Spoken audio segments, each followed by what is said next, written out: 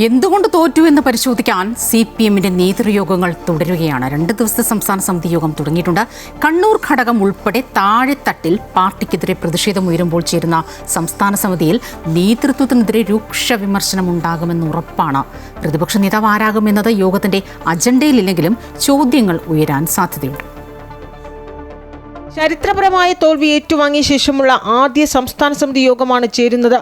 തോൽവിയുടെ കാരണങ്ങൾ ഇഴകീറി പരിശോധിക്കുമ്പോൾ അതിരൂക്ഷമായ വിമർശനമാകും നേതൃത്വത്തിന് നേരിടേണ്ടി വരിക.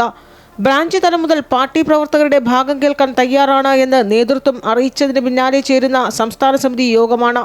സംസ്ഥാന സെക്രട്ടേറിയറ്റിലും PBയിലും നേതൃത്വം വിമർശനം ഏറ്റുവാങ്ങിയിരുന്നു. പിണറായി വിജയന്റെ ശൈലിയിലടക്കം കടുത്ത വിമർശനം താഴെ തട്ടുമുതൽ അണികൾ ഉന്നയിക്കുകയാണ്.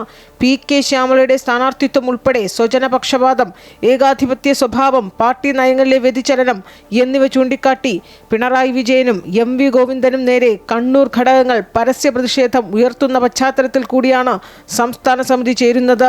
പാർട്ടി ശക്തി കേന്ദ്രങ്ങളിലുണ്ടായ വോട്ട് ചോർച്ചയിലാണ് പ്രധാനമായും നേതൃത്വം പ്രതിക്കൂട്ടിലാകുന്നത്. CPM-ന്റെ നയങ്ങളിലുണ്ടായ മാറ്റങ്ങൾ തെരഞ്ഞെടുപ്പിൽ എങ്ങനെ തിരിച്ചടിയായി എന്നതും വിലയിരുത്തും. ന്യൂനപക്ഷങ്ങളോടുള്ള സമീപനവും ഭൂരിപക്ഷത്തെ ചേർത്ത് നിർത്തിയെന്ന ആക്ഷേപത്തിനിടയായതും സംസ്ഥാന സമിതിയിൽ നേതൃത്വത്തിനെതിരായ കടന്നാക്രമണത്തിന് ഇടയാകും. 10 വർഷത്തെ ഭരണനേട്ടം ജനങ്ങളിലെത്തുന്നതിനേക്കാൾ വേഗത്തിൽ പാർട്ടിയിലും സർക്കാരിലുമുണ്ടായ വീഴ്ചകൾ ചർച്ചയായി എന്നതും നേതൃത്വത്തിന്റെ പരാജയമായി അംഗങ്ങൾ ചൂണ്ടിക്കാട്ടും. അതേസമയം പ്രതിപക്ഷ നേതാവായി പിണറായി വിജയൻ തന്നെ വരുമോ എന്ന വിഷയം നേതൃയോഗങ്ങളിലെ അജണ്ടയിലില്ലെങ്കിലും ചർച്ചയുടെ ഭാഗമായി അംഗങ്ങൾ ഉന്നയിക്കും. സംസ്ഥാന സമിതിയുടെ സമാപന ദിവസം പാർട്ടി സെക്രട്ടറിയും പിണറായി വിജയനും വിമർശനങ്ങൾക്ക് മറുപടി പറയും.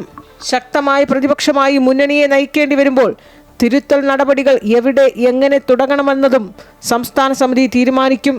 അമൃത ന്യൂസ്, തിരുവനന്തപുരം.